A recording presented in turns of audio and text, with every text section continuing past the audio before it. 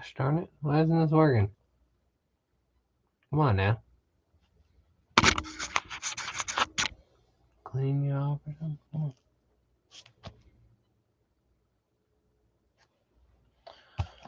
on. Well,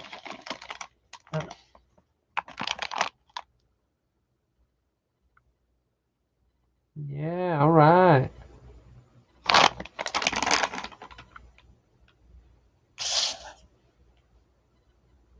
Is that better? There we go. Well, hello, everybody. I'm just cleaning up my workspace. I'll probably end up drawing if someone shows up, but I'm just cleaning for now. Oh wait, someone did show up. Hey, what's up?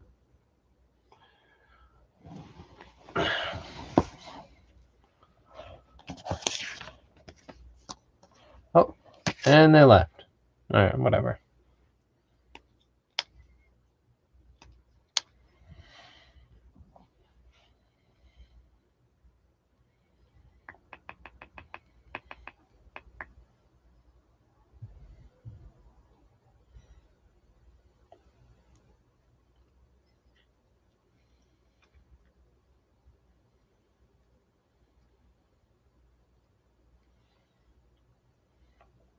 Life is full of challenges, but you don't have to pad thai them alone. Talk to your pad thai today to find out if pad thai into this world. What is called not existing is quite incapable of being there without contrast to something called existing. It's like the crest and the trough of a wave.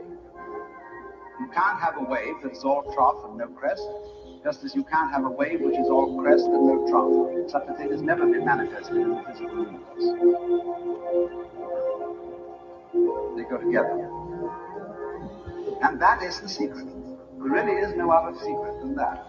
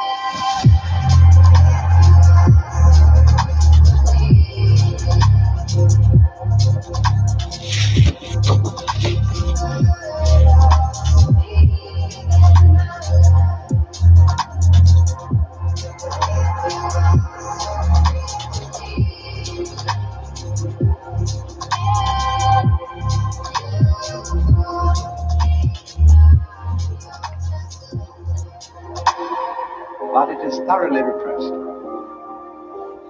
And therefore, we are all educated to feel that we've got to fight for the white because the black might win. We've got to survive. Let's do this one. I like this Were one you better. recently injured in a car accident? Look at this Yeah, check for I like this one better. $160,000. And other astronomers either say there was a primordial explosion, an enormous bang billions of years ago, which flung all the galaxies into space. Well, let's take that just for the sake of argument and say that was the way it happened. It's like you took a bottle of ink and you threw it at a wall. Smash, and all that ink spreads. And in the middle, it's dense, isn't it? And as it gets out on the edge, the little droplets are finer and finer and make more complicated patterns. See? So in the same way, there was a big bang in the beginning of things, and it spread. And you and I, sitting here in this room, as complicated human beings, are way, way out on the fringe of that bang. We're the complicated little patterns on the end of it. Very interesting. But so we define ourselves as being only that. If you think that you are only inside your skin, you define yourself as one very complicated little curlicue, way out on the edge of that explosion, way out in space and way out in time. Billions of years ago, you were a big bang. And now you're a complicated human being. And then we cut ourselves off like this and don't feel that we're still the Big Bang. But you are. I want to ask you guys what you think. When I asked you if you think you're part of the process of the Big Bang. If not, where did you exit? Where did you become you? Where did you become the different, the special?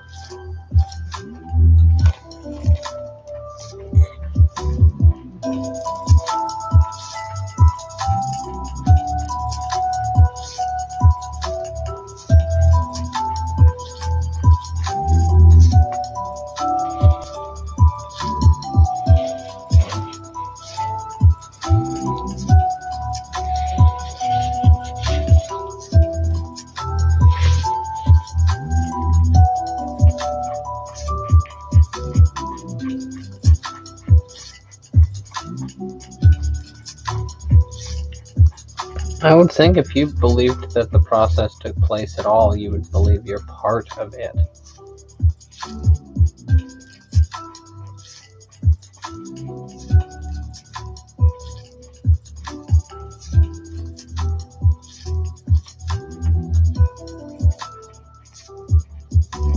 You are actually, if this is the way things started, if there was a Big Bang in the beginning, you're not something that is a result of the Big Bang.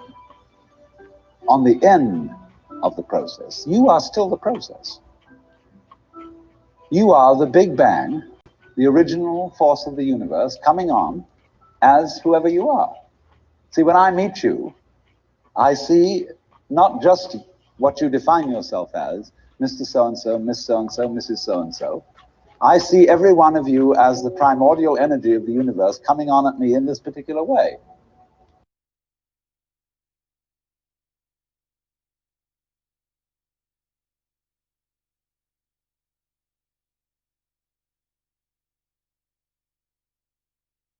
To define ourselves as separate from it. So what I would call a kind of a basic problem we've got to go through first is to understand that there are no such things as things. That is to say, separate things or separate events. That is only a way of talking. If you can understand this, you're going to have no further problems.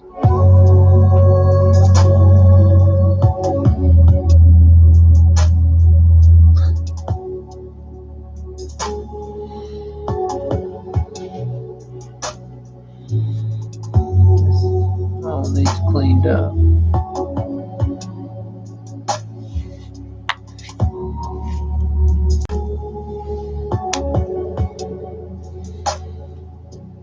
I once asked a group of high school students, what do you mean by a thing?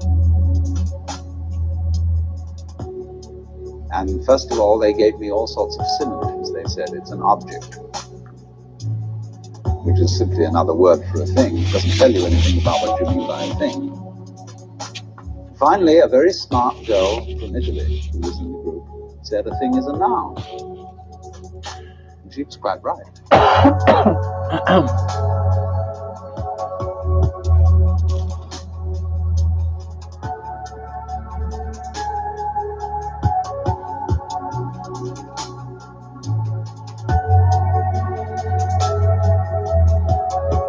It was a short stream yesterday.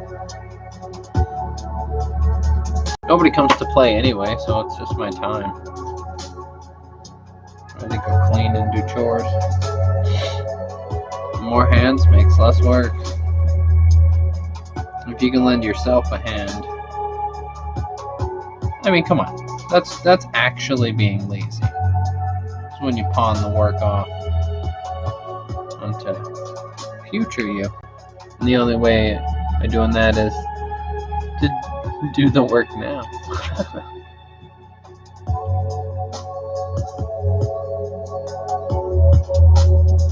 Past you? That's what I meant to say. That's the one. Pawn the work off on you in the past. The only way to do that is by doing the work now. Yeah. That's what I meant to say.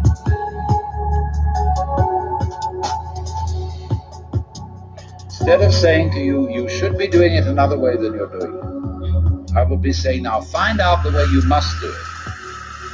And go that way. Now, this is a general principle of an art. And we will find there is a kind of there are limits to this art and how it can be used and so forth. Once the general principles are clear, there aren't many serious problems. That if you begin to look at it in that way, you will begin to realize that ecstasy, by one road or another, is inevitable. That indeed ecstasy is, in a way, the nature of existence. There is a universe for the simple What is reason going on? that it's ecstatic. Oh, there it is. What else is all?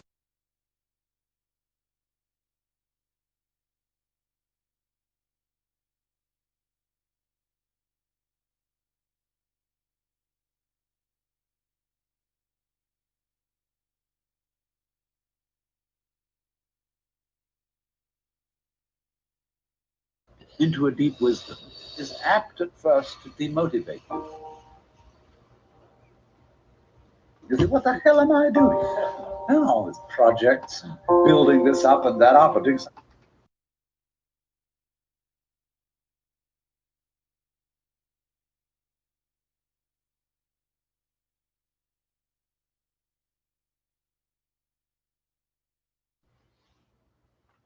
Save the world, or so on and so forth. Why, the whole thing is nonsense. Yes. If you stick there, that's what they call in Mahayana Buddhism the Pratyeka Buddha. That means the private Buddha, as distinct from Bodhisattva, who comes back to everyday life, as they say, for the liberation of all other sentient beings. Because when you know that all this is all right anyway, and that the situation is inevitable ecstasy, I mean, you're going to get it one way or another. Then you say, well, what was all the fuss about? The fact remains that a lot of people just don't know that. And are really hating life, not knowing how to handle hate.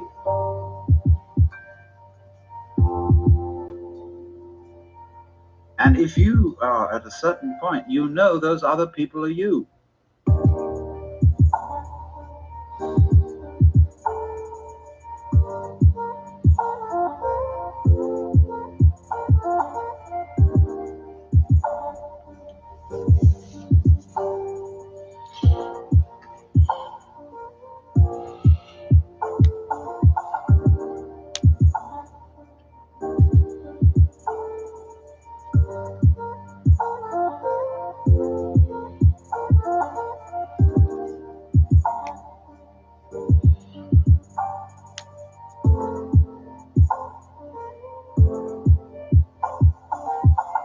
They're like you had an extended body and all these were nerve ends on the end of it. However, you know also that you can't really show them anything they don't already know. You won't be able to show them anything else until they know it.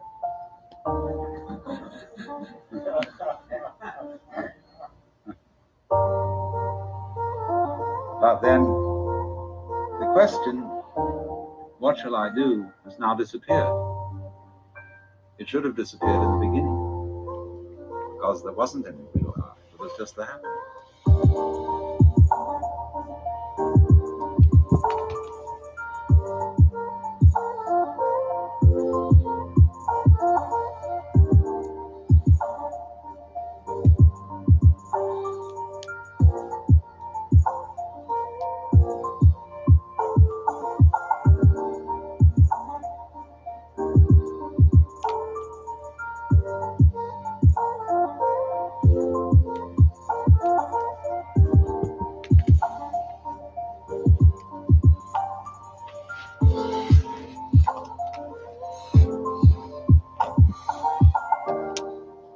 Therefore, here it is. We just call it this. And if you will feel the going on includes absolutely everything you feel.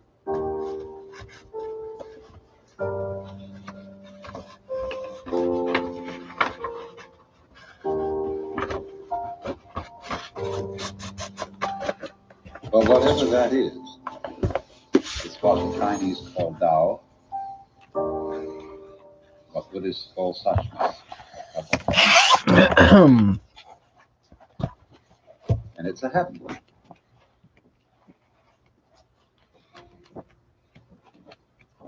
It doesn't happen to you, because where is that?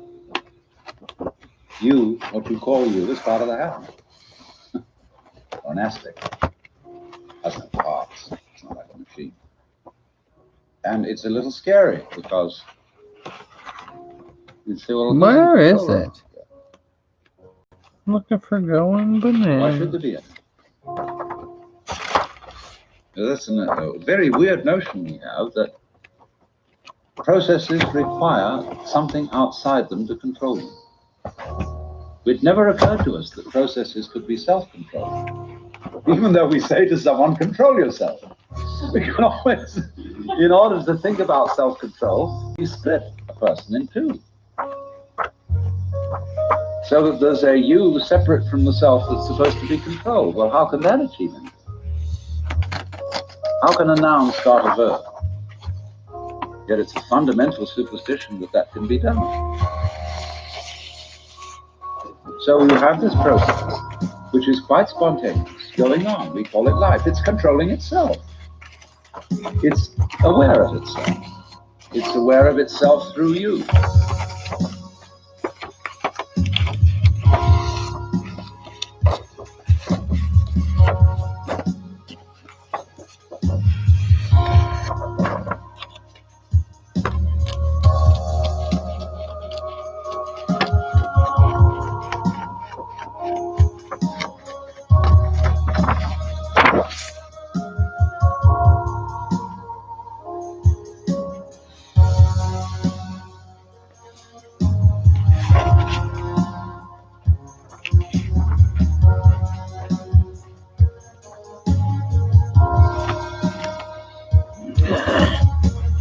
There we are.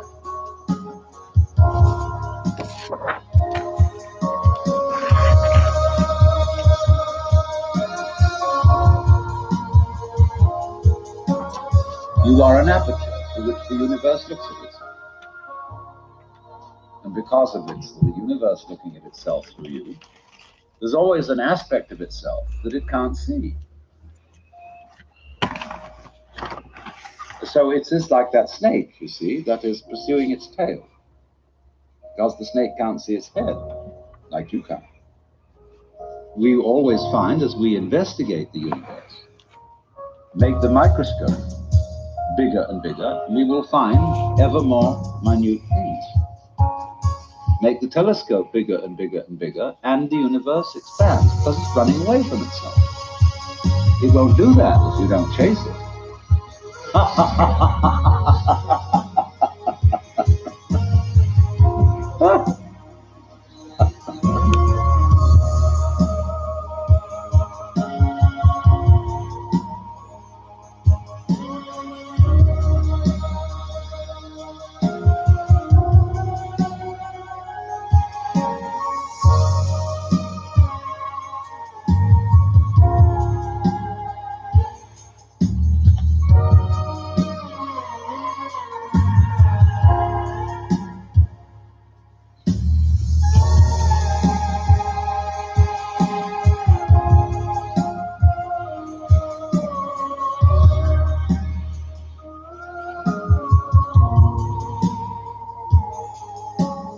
So it's very simple. You only have to understand that you can't do anything about it. And as they say in Zen, you cannot take hold of it, but you can't get rid of it.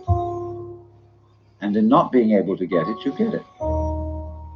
So all these trials that gurus put their students through have as their ultimate object convincing you that you can't do anything. A guru gives people exercises, A, that are difficult but can be accomplished, and B, that are impossible. You'll always be hung up on the impossible ones, but the possible ones you will get a feeling of making progress, so that you will double your efforts to solve the impossible exercises. And then they range things in many, many ranks and levels through which you can advance. This stage of consciousness, that state of consciousness, or think of the degrees of masonry, or so on. Ranks in learning things, the different belts you get in judo and all that kind of jazz. You can do that.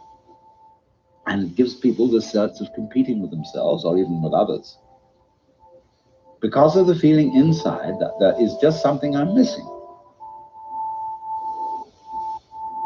And of course, if you are learning any sort of skill and you haven't perfected the skill, there is indeed something you're missing. But in this thing that we're talking about, that isn't true. Because you, as the Buddhists say, are Buddhas from the very beginning.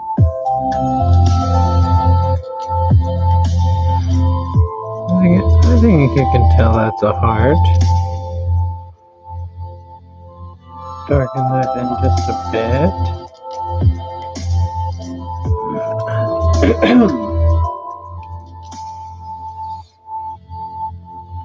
Just remember, make the lines disappear. There are no lines in reality. Whatever.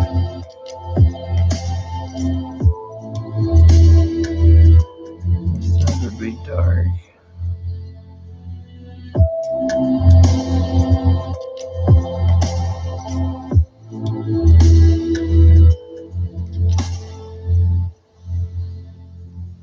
And all that searching is like looking for your own head,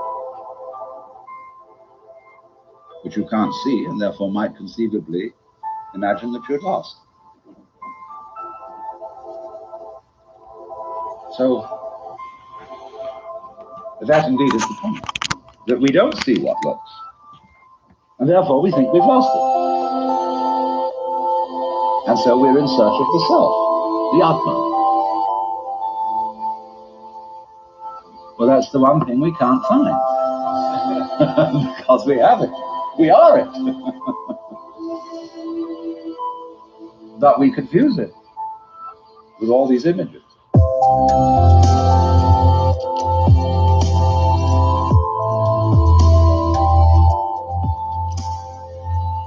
A little bit of texture.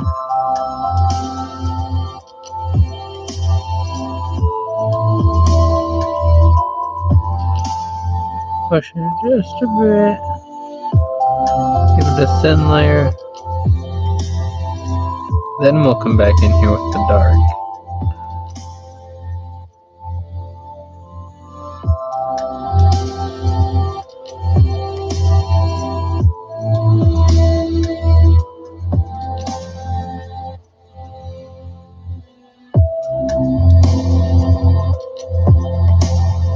Going bananas.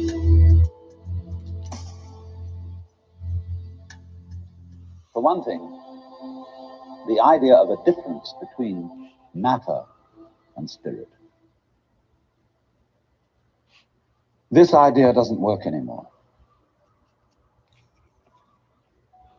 Long, long ago, physicists stopped asking the question, what is matter?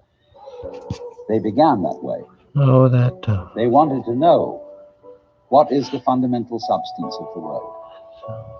And the more they asked that question, the more they realized they couldn't answer it. Because if you're going to say what matter is, you've got to describe it in terms of behavior. That is to say, in terms of form, in terms of pattern.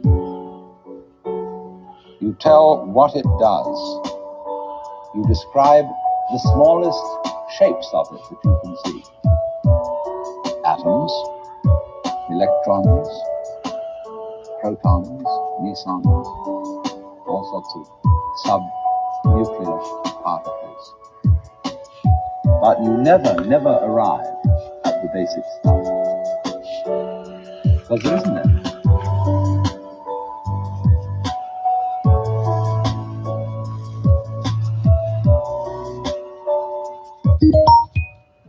Oh no, what is happening? No.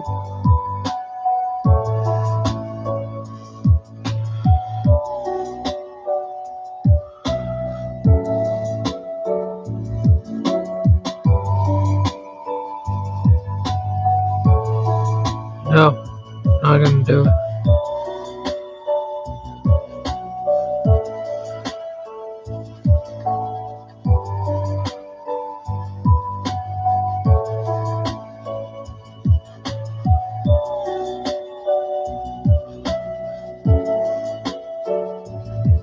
What happens is this.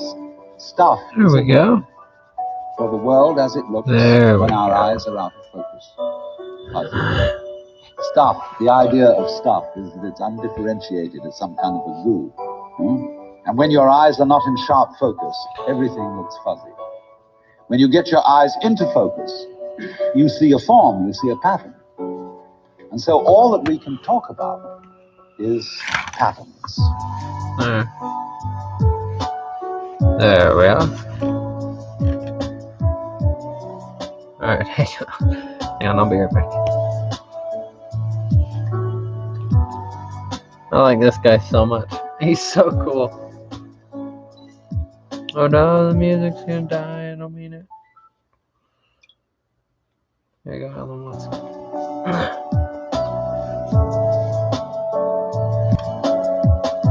Alright, here.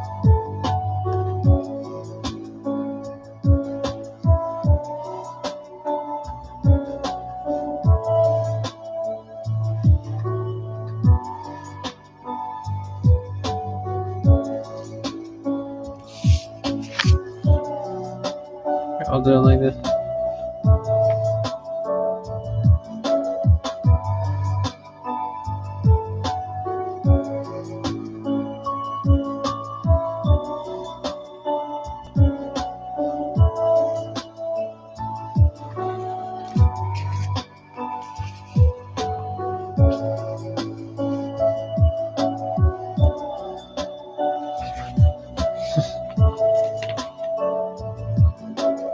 If there is any such thing at all as intelligence and love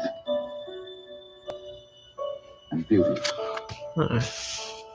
well, you found it in other people. In other words, it exists in us as human beings. And as I said, if it is there in us, it is symptomatic of the scheme of things. We are as symptomatic of the scheme of things as the apples are symptomatic of the apple tree or the rose of the rose bush.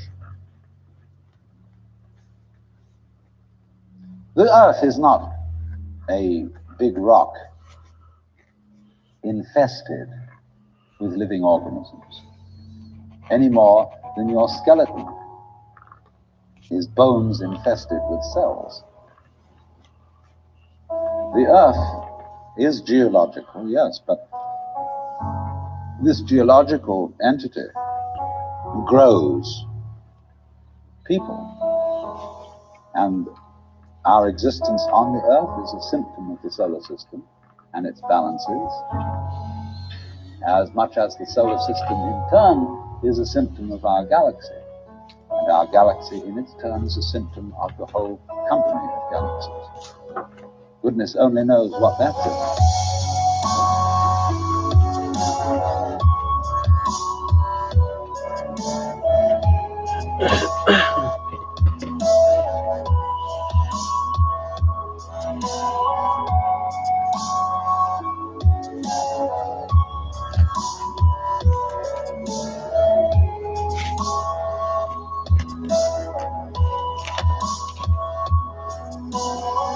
But you see, when as a scientist you describe the behavior of a living organism, you try to say what a person does. It's the only way in which you can describe what a person is. Describe what they do. Then you find out that in making this description, you cannot confine yourself to what happens inside the skin. In other words, you can't talk about a person walking unless you start describing the floor. Because when I walk, I don't just dangle my legs in empty space. I move in relationship to a room. And so in order to describe what I'm doing when I'm walking, I have to describe the room. I have to describe the territory. So in describing my talking at the moment, I can't describe this just as a thing in itself, because I'm talking to you. And so what I'm doing at the moment is not completely described unless your being here is described also. So if that is necessary, if in other words, in order to describe my behavior, I have to describe your behavior and the behavior of the environment, it means that we've really got one system of behavior.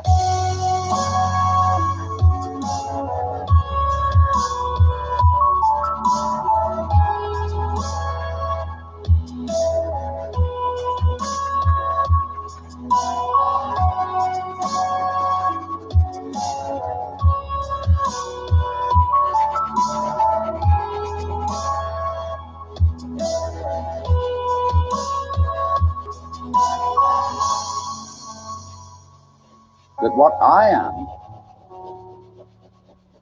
involves what you are. I don't know who I am unless I know who you are. And you don't know who you are unless you know who I am.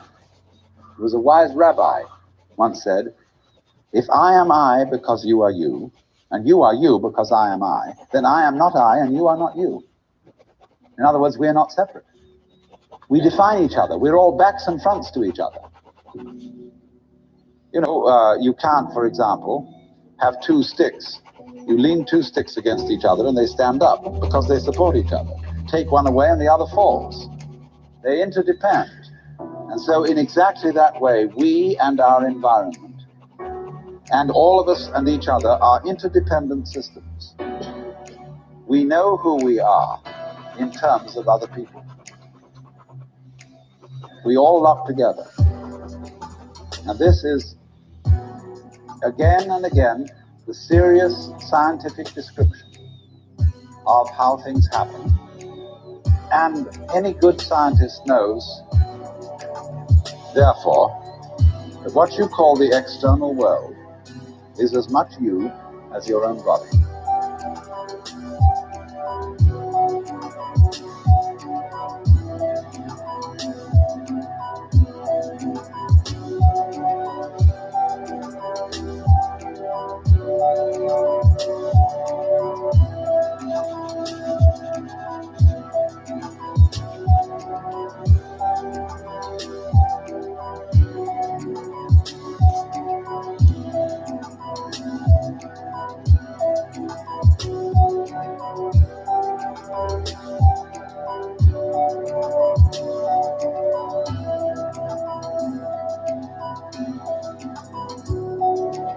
Your skin doesn't separate you from the world, it's a bridge through which the external world flows into you, and you flow into it.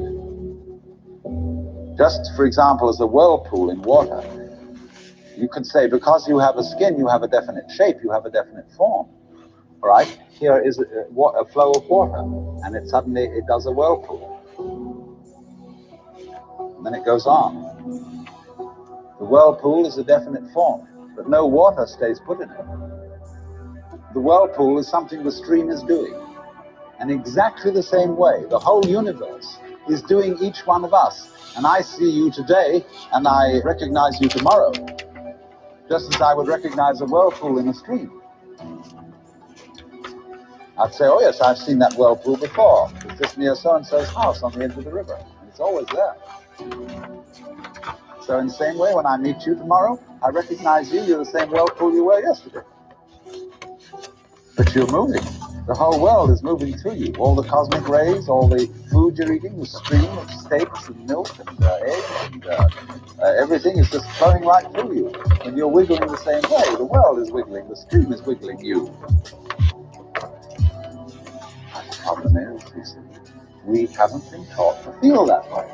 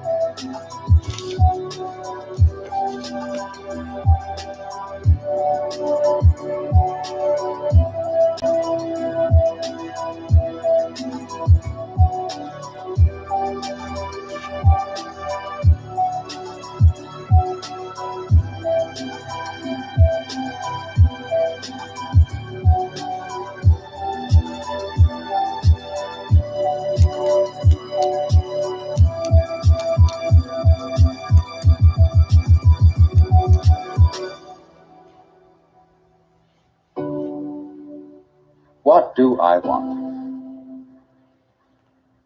The answer is, I don't know. When Bodhidharma was asked, who are you? Which is another form of the same question. He said, I don't know. Planting flowers to which the butterflies come. Bodhidharma says, I know not. I don't know what I want. And when you don't know what you want, you've reached the state of desirelessness. When you really don't know. You see, there's a beginning stage of not knowing, and there's an ending stage of not knowing. In the beginning stage, you don't know what you want because you haven't thought about it, or you've only thought superficially. Then when somebody forces you to think about it and go through and say, yeah, I think I'd like this, I think I'd like that, I think I'd like the other, that's the middle stage. Then you get beyond that. Say, is that what I really want? In the end, you say, no, I don't think that's it. I might be satisfied with it for a while, and I wouldn't turn my nose up at it, but it's not really what I want. Why don't you really know what you want? Two reasons that you don't really know what you want. Number one, you have it. Number two, you don't know yourself, because you never can. The Godhead is never an object of its own knowledge. Just as a knife doesn't cut itself, fire doesn't burn itself, light doesn't illumine itself. It's always an endless mystery to itself. I don't know. And this I don't know, uttered in the infinite interior of the spirit, this I don't know is the same thing as I love, I let go, I don't try to force or control. It's the same thing as humility. And so the Upanishads say, to those who know it, and known to those who know it not.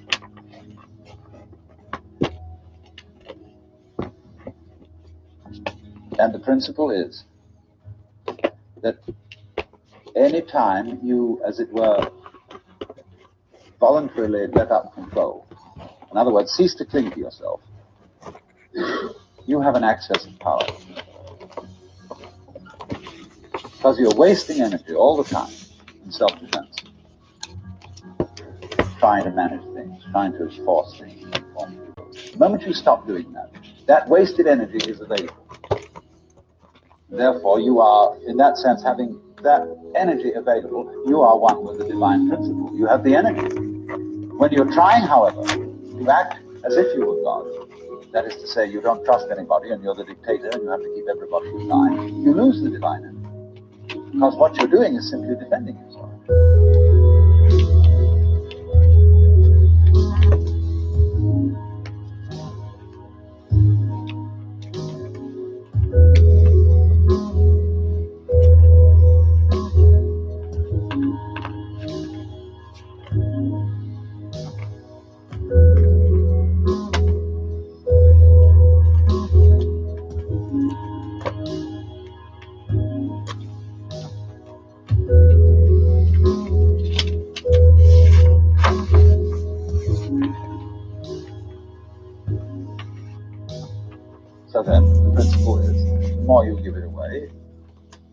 the more it comes back. Now you say, I don't have the courage to give it away. I'm afraid.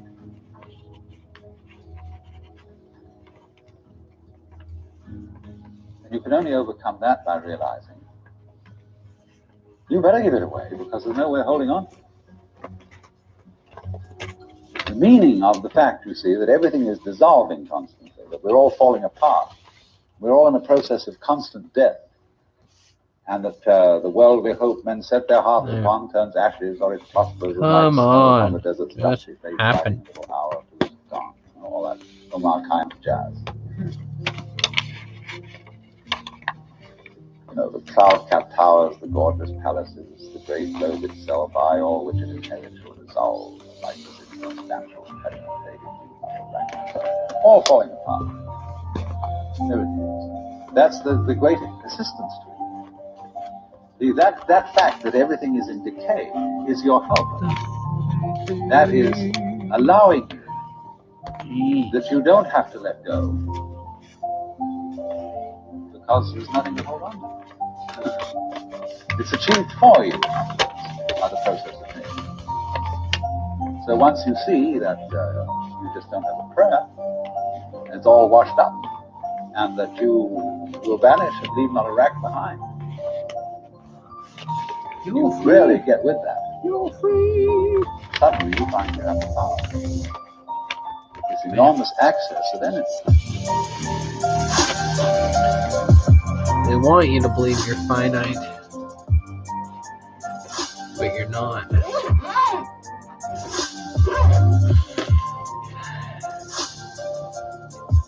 We can't be. Doesn't make sense. Doesn't make any sense. It's crazy talk.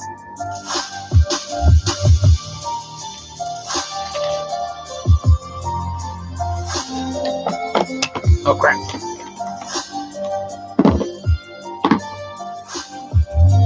Gregor Mendel? I think that's his name. The alien on my head.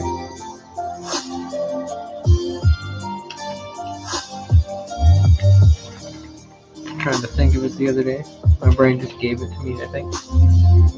Thanks, brain.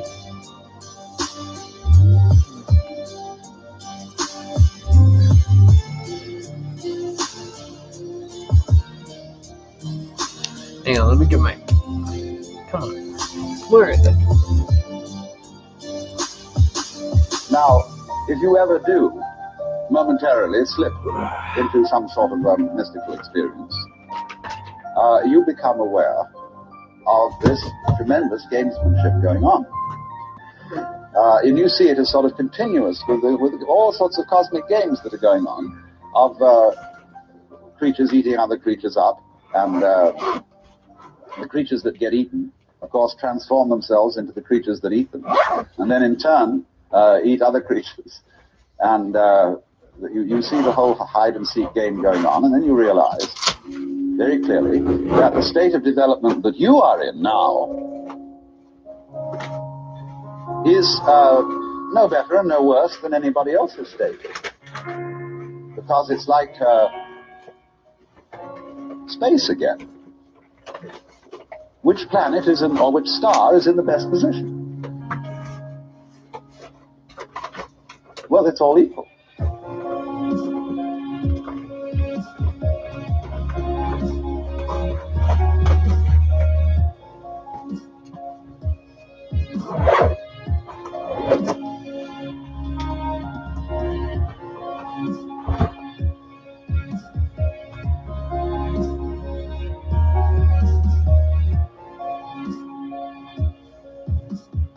Damn it.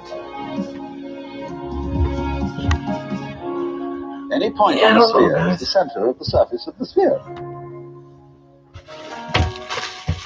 So, in the same way, everybody, in all his behavior, whatever he's doing, whether we call him from a certain point of view sick, or whether we call him healthy, whether we call him good or bad, neurotic, normal, psychotic, sane, all the manifestations are just like the leaves on the trees. And in each being in a unique way is, as Christians would say, manifesting the will of God.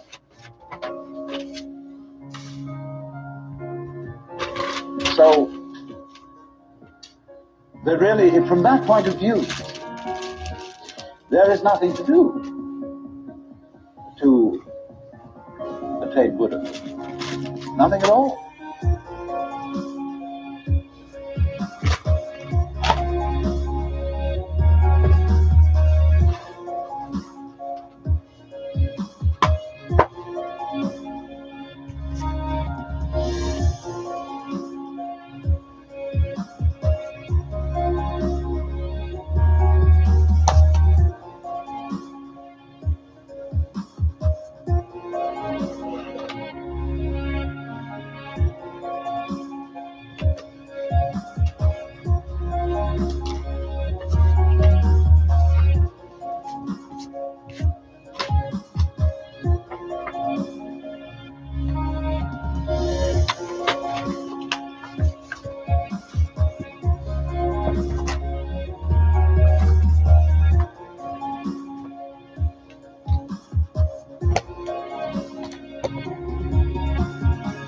But you see, that's very difficult to understand, because a lot of people, when they hear that there's nothing to do, try to do nothing. And you can't. Because you are karma, and karma means action. You can't do nothing. But the thing you're looking for, or think you're looking for, is what you're doing. Is what's called you.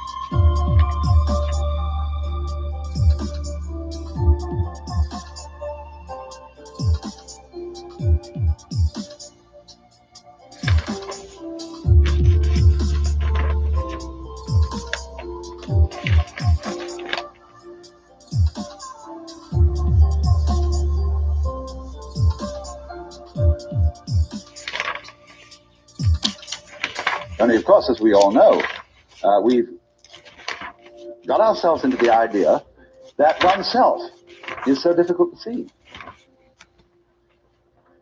Because it's like, as I've often said, trying to bite your own teeth or look into your own eyes, and you can't find it. It's always behind. It's like your head is, from the optical point of view, a blank space. Neither light nor dark. It's right in the middle of everything.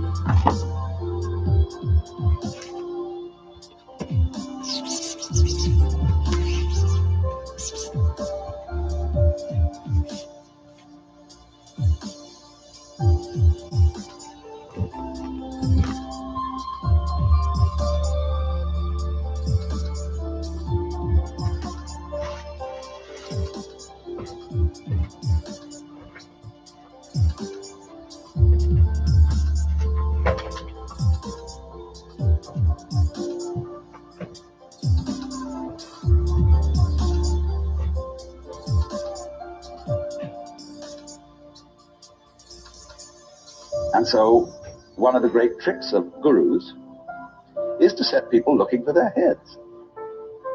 There's a famous story of a king in India in ancient times called Yajnadatha. And one morning he woke up and reached out for his mirror and brought it over. No head. He was looking in the wrong side of the mirror. And he was kind of bleary-eyed and had a hangover. So he summoned servants and said, Gods, I've lost my head. Find it. And they said, but Your Majesty, it's there on your shoulders. He said, it is not. I can't see it in the middle.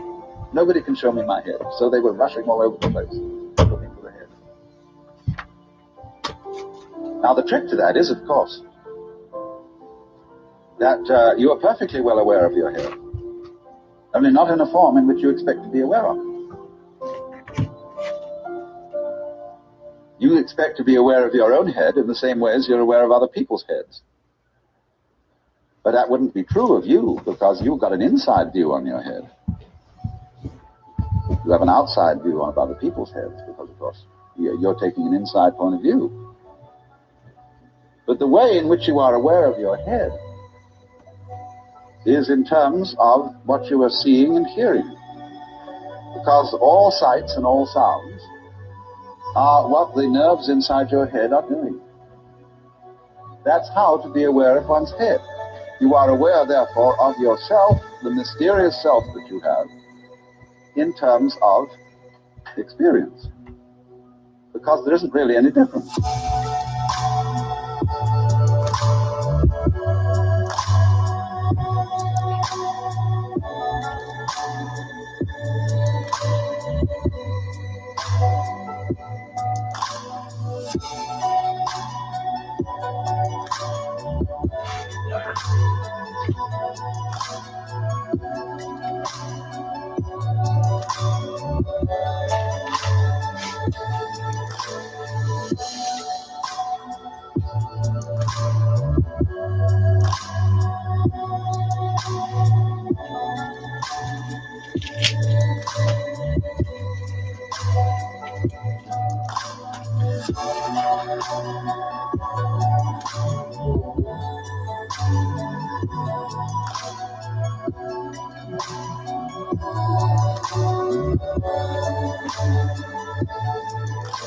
But that always escapes people, you see. So perpetually, so long as you don't understand that, you can be talked into going on to all kinds of weird excursions. And just so long as you believe it, you're a sucker. You're hooked. And it takes a tremendous inner confidence and nerve finally to say, maybe don't do that stuff. I see through your gaze.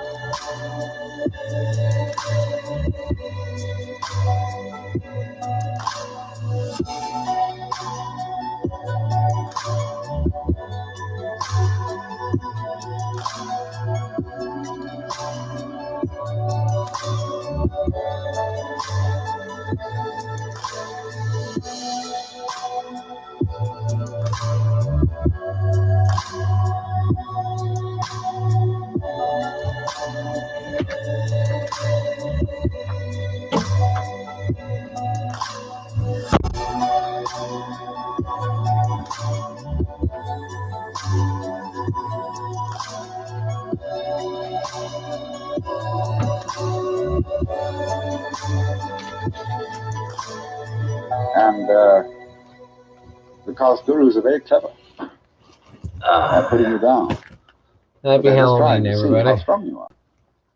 Testing you out. See if they can hoodwink you. So long as they can, you see, they're going to go on doing it, because they're going to get you to the point where they can't do it to you anymore. Then they'll graduate. And so one of Rinzai's students, after he saw through it, said, well, there wasn't much in Rinzai's Buddhism after all. Of course it wasn't. He said boldly and straight out, my teaching is just like using an empty fist to deceive a child.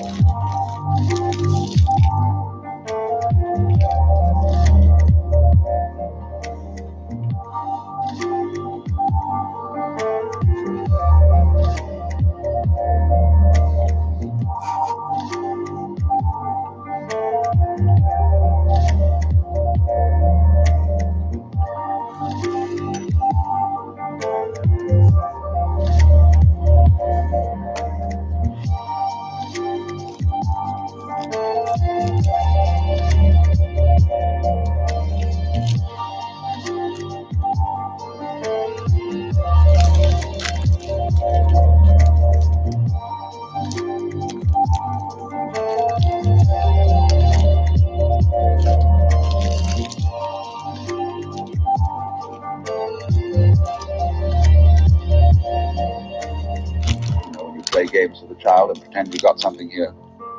The child goes into all kinds of tizzy to get you to open your hand and show what it is, and then there's nothing. Fool. You can be fooled, as long as you can be fooled. When you can't be fooled, you don't ask the question anymore, because it's all become clear.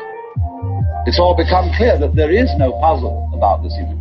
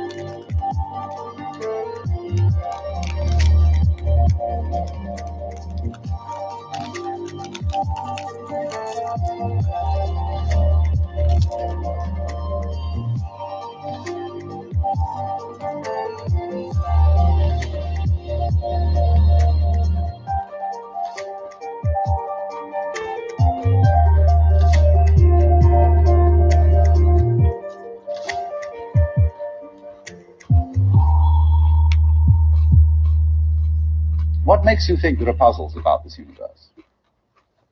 Very simple reason. You're trying to explain it. And when you explain things, what do you mean by explanation?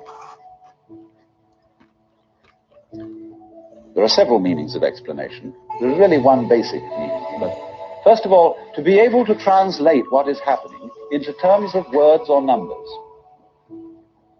In other words, to describe. But a real explanation is not just a description.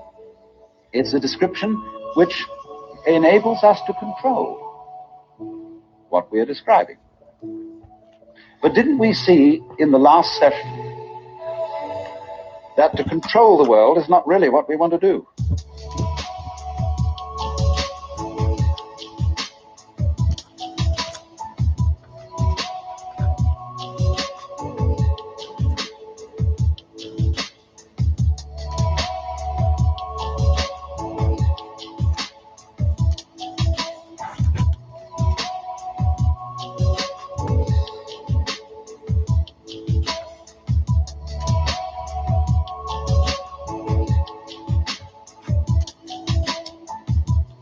Yay.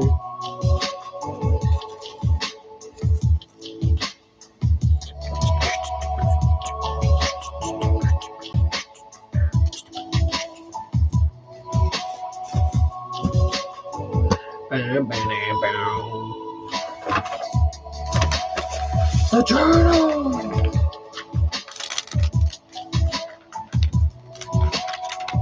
Yeah, journal a little wet.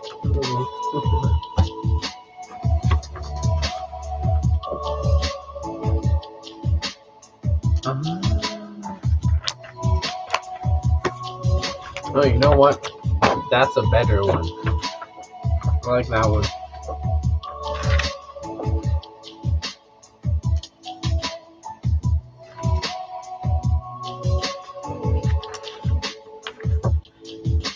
In Jessica's Spanish book, we have to actually do all of these.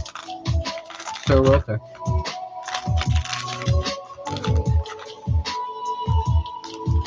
So that if all explanations have as their function enabling us to control things, then maybe an explanation isn't what we wanted. That book's a little wet too.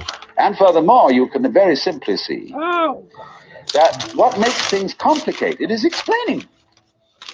When somebody explains to you how a flower works, and he's a great botanist, and analyzes all the innards of the flower, and shows the channels, the fibers, the processes of reproduction, and so on that go on in it, everybody stands fascinated. See, how complicated that is. How clever God must have been to create that flower, to have all that complexity going. It isn't complicated at all. It's only complicated when you start thinking about it. Yeah, guys. Because the vehicle of words is a very clumsy one. And when you try to talk about the processes of nature, what is complicated is not the processes of nature, but trying to put them into words. That's as complicated as trying to drink up the ocean with a fork. Takes forever. Yeah. And so this intense You don't drink complexity an that ocean we with see a in fork. it It's ridiculous. is created by our attempt to analyze it all. And so what we do is, you see, when we analyze, we use our eyes and ears as scalpels. And we dissect everything. And we have to put a label on every piece we chop off. And so we scalpelize and we get it right down to atoms, getting finer and finer, and we suddenly thought, well, we've got to the end of it, because the word atom means what is not cuttable. Atomos. But then we found we could cut the atom. And lo and behold, big fleas had little fleas upon their backs to bite them. And it goes on forever. There is no end to the minuteness which we can unveil through physical investigation. For the simple reason that the investigation itself is what is chopping things into pieces. And the sharper you can sharpen your knife, the finer you can cut it.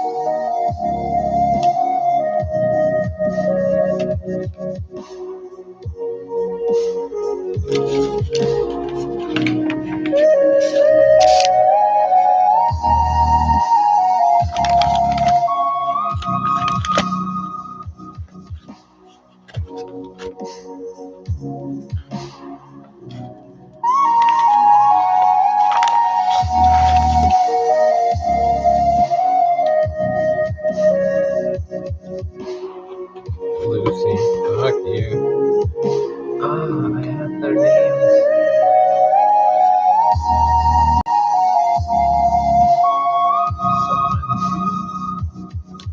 And the knife of the intellect is very sharp indeed.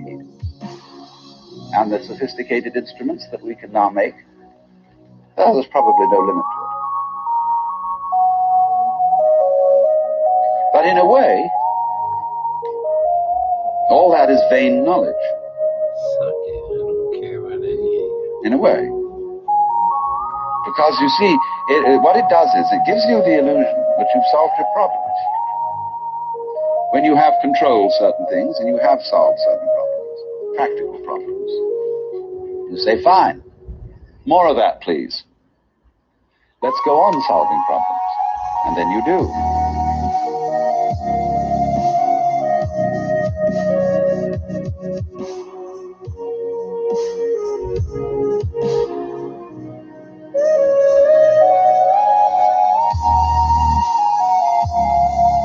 Breathe.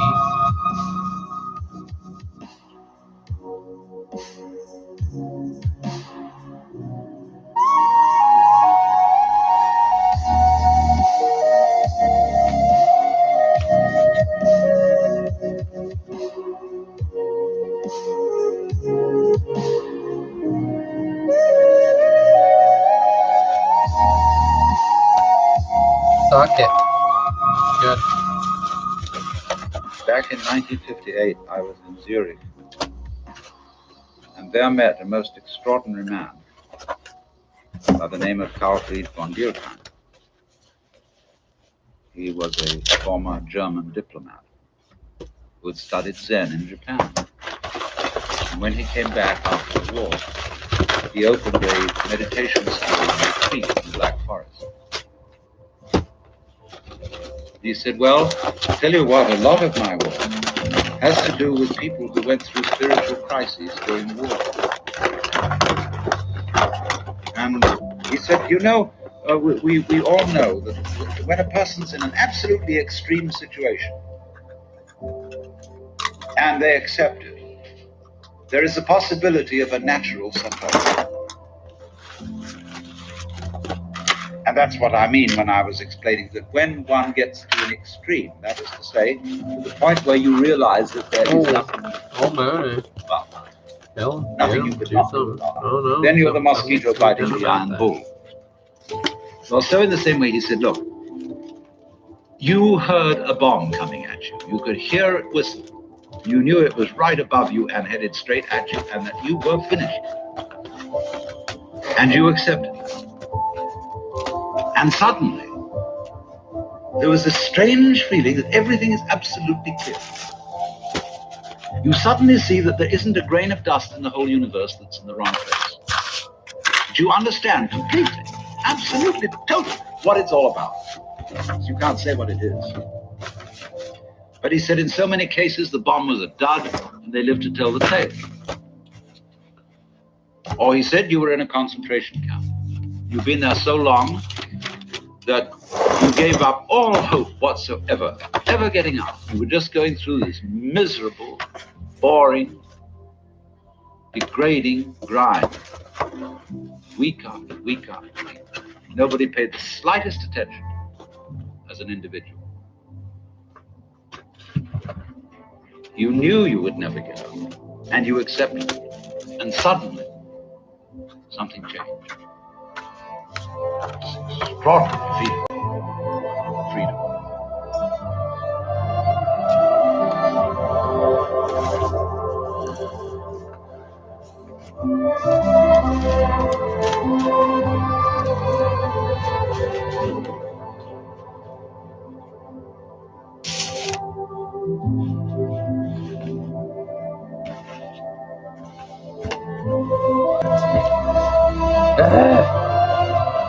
So disorganized, and now I pay for it.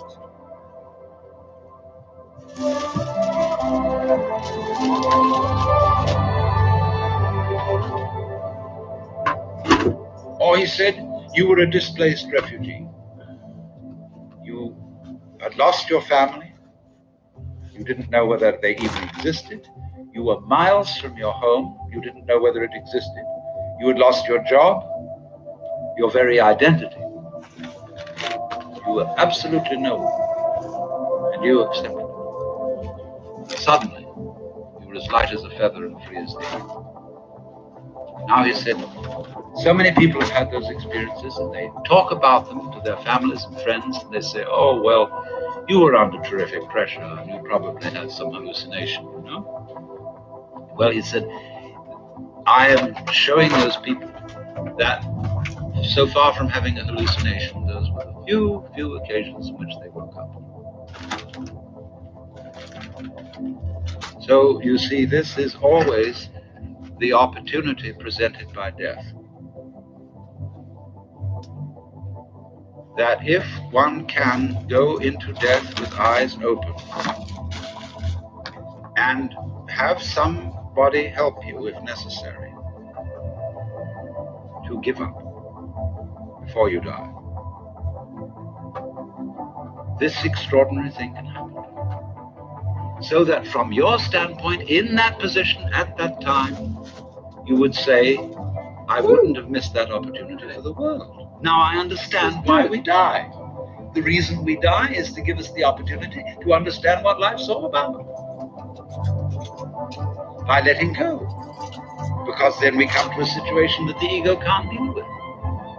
When we are no longer hypnotized by that, then our natural consciousness can see clearly what all this universe is for.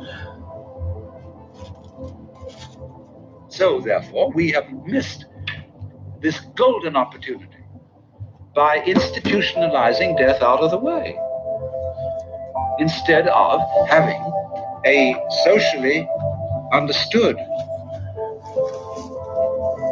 acceptance of death and rejoicing in death. Now, I could imagine that one person would want to rejoice in death in an entirely different way from another. Like, say, a wedding is a rite of passage. There are certainly some forms of celebrating a wedding which I would find a total bore, quite offensive. Other ways would be very good. I would enjoy it.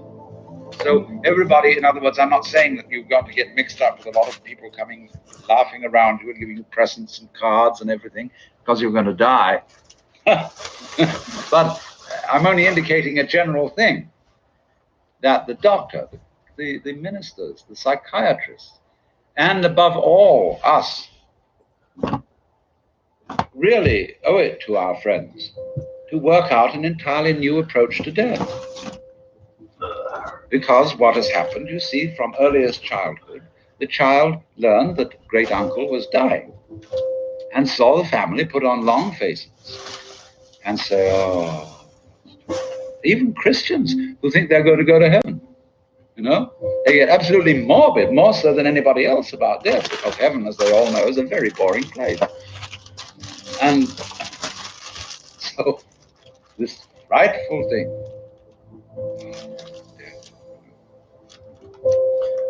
no one understands that for the living, to lose someone you love, or even for a dying person to worry about what on earth my wife, my children, my whatever are going to do without me.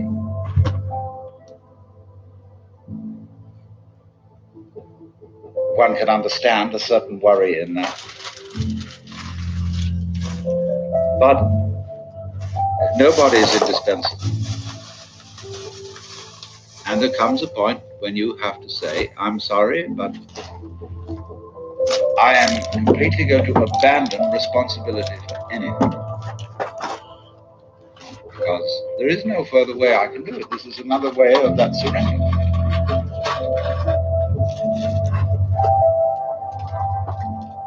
And then the curious thing that occurs is the moment all that is dropped, suddenly it dawns on you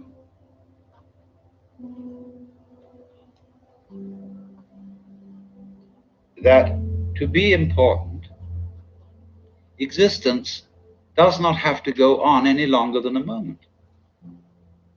Quantitative continuity is of no value. How long can you hold your breath? Who cares?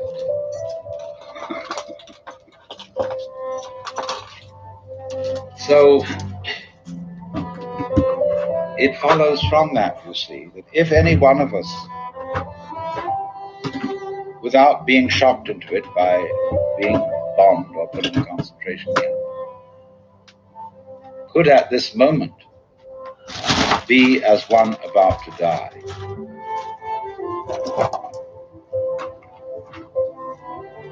genuinely, honestly, we would understand the mystery of life. Because death is in a certain sense, the source of life.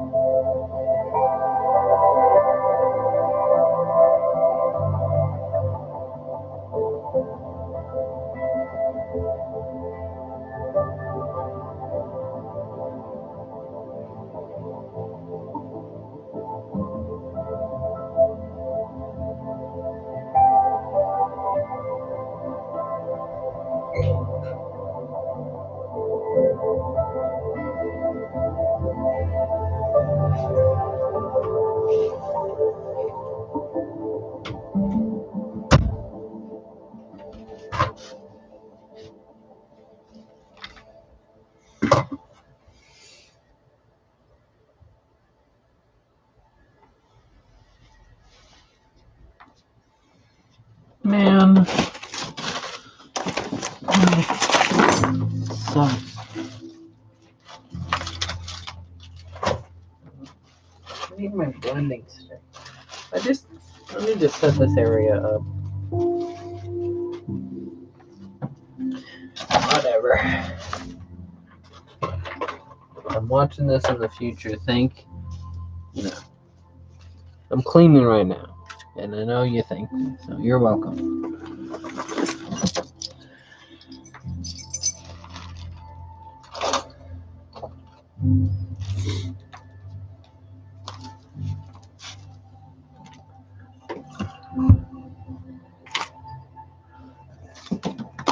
Alright. Come on, you. Give me this.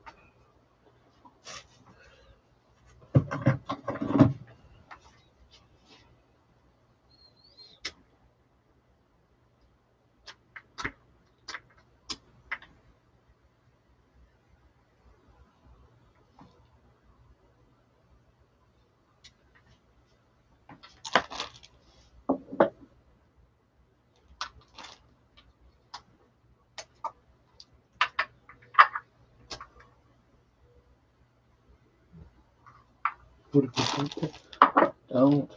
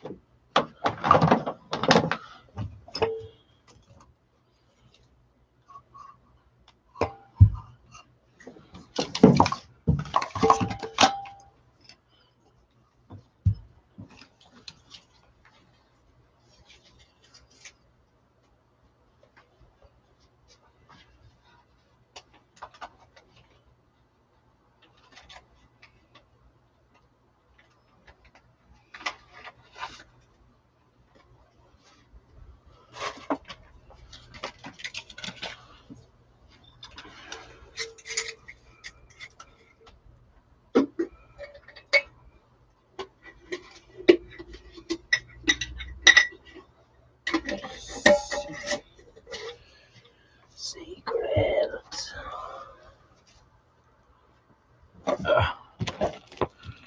Alright, hang on.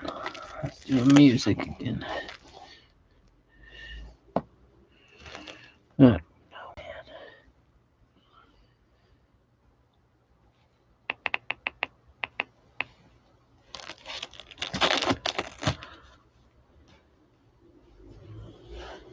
At T-Mobile, we Jeez. believe you should get more.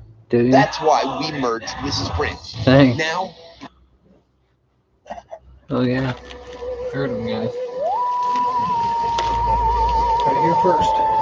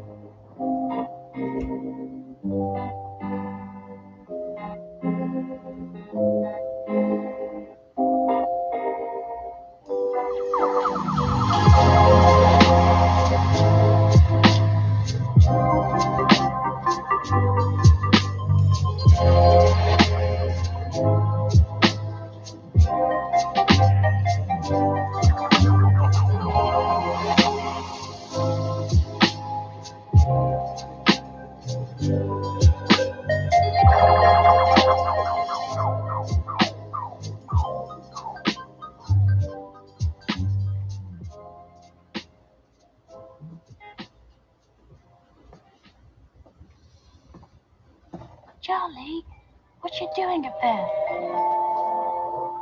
You're not supposed to be in the attic. It's forbidden. Don't be a chicken, Bobby. Okay.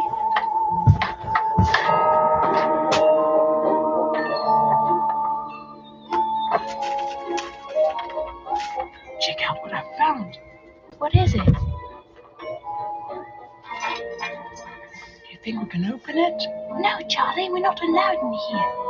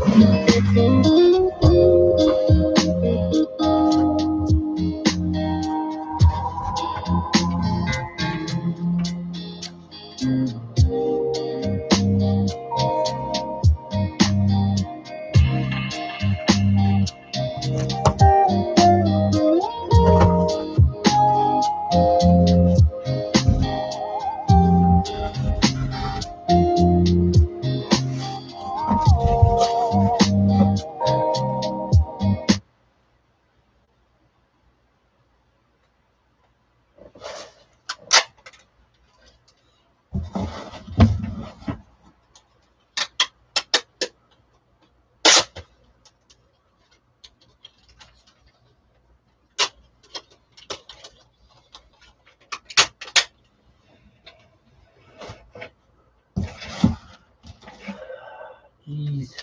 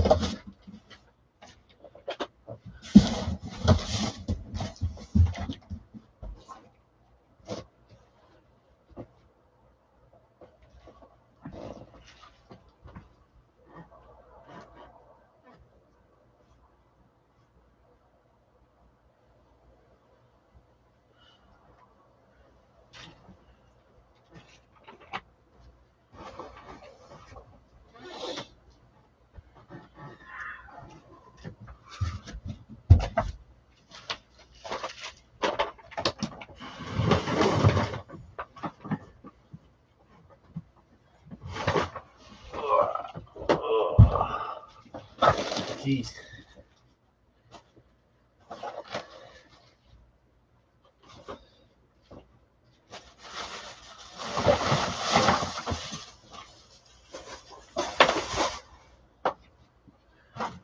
Oh my gosh, what's in this?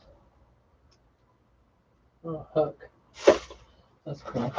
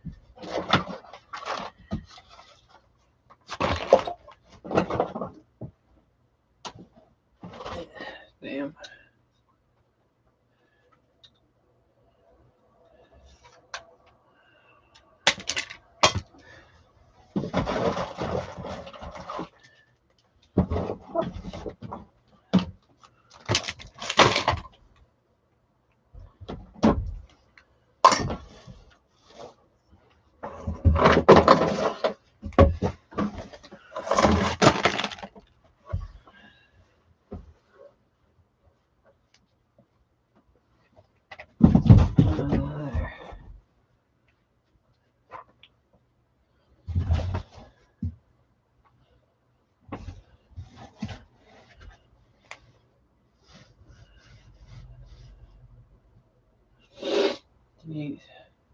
I'm ready.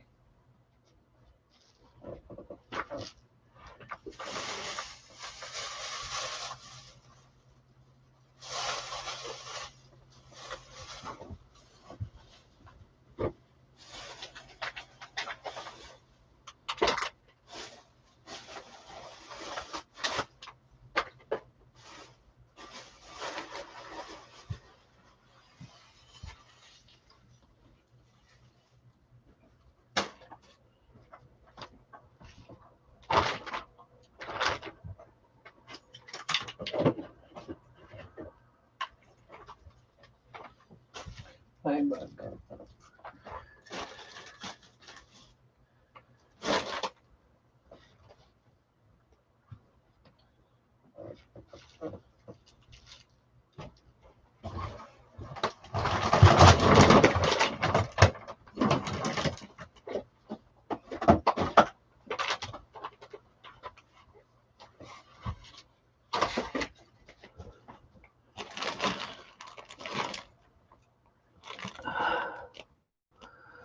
Oh, see you later.